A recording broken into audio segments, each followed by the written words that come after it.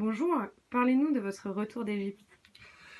Oui, eh bien, effectivement, je rentre de mon cinquième voyage en Égypte depuis 3 ans, avec beaucoup de joie, et d'autant que ce voyage a été marqué par une grande découverte, celle des diocèses ruraux le long du Nil, qu'on appelle le diocèse de Minya et le diocèse d'Asyut, qui ont chacun environ 6 millions de personnes, et dans lequel il y a 30% de chrétiens, ce qui est extraordinaire en Égypte.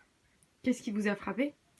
Eh bien, ce qui m'a frappé, c'est que parmi ce million huit de chrétiens, dans chacun de ces deux diocèses, il y a 60 000 catholiques, ce qui est très peu, comme partout, mais qui représente une très grande partie des catholiques, puisque dans ces deux diocèses, c'est probablement la moitié des catholiques d'Égypte qui y sont concentrés. Et c'est un très beau, de très beaux diocèses, extraordinairement pauvres. Beaucoup de gens sont agriculteurs, 40 à 50%, très, très modestes, mais néanmoins très dynamiques. Ainsi, par exemple, dans le diocèse d'Asyut, pour 60 000 catholiques, bien sûr, tout le monde va à l'église, tout le monde est baptisé, mais il y a 7 000 enfants catéchisés et 800 catéchistes, ce qui est extraordinaire pour finalement, en tout cas à mes yeux de français, pour un diocèse qui a 60 000 personnes, ce qui, comparé à la France, est un tout petit nombre.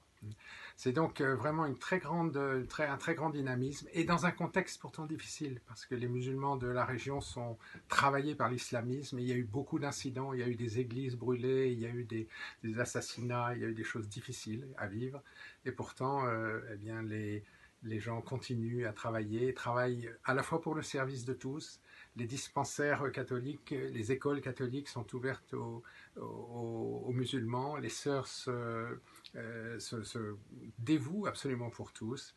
Et il y a aussi des essais des amorces de dialogue entre musulmans et chrétiens.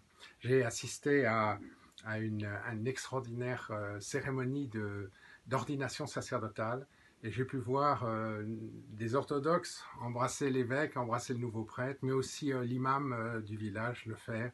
Et j'ai pris ça en photo et en vidéo. Et ça m'a réchauffé le cœur de voir que la paix était possible, au moins à certains moments et à certains endroits. Voilà, on a bien raison d'aider les chrétiens d'Égypte.